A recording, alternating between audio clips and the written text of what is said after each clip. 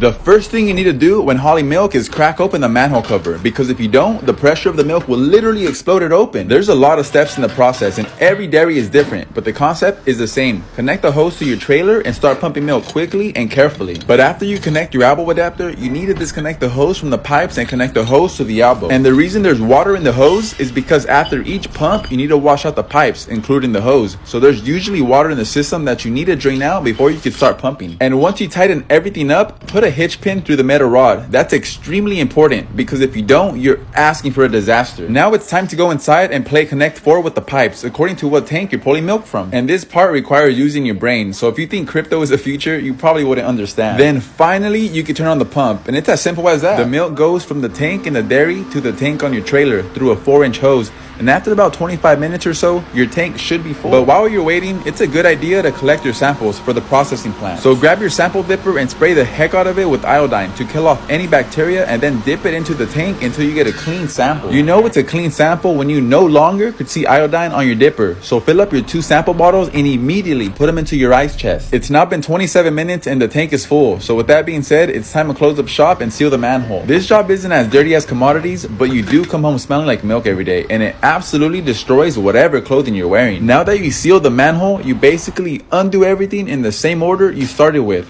starting with closing the butterfly valve and shutting off the pump. I did milk hauling as a company driver and then as an owner operator, but for liability reasons I had to step down because the processing plant didn't allow my broker to hire owner operators to deliver his loads. But I didn't care, the guy paid me like crap anyways. But the great thing about milk haulers is that they have work year round. Yeah, work slows down during the summer because of the heat, you know, but milk is still the #1 crop in California, and it really is a good industry to get into if you're looking for something stable.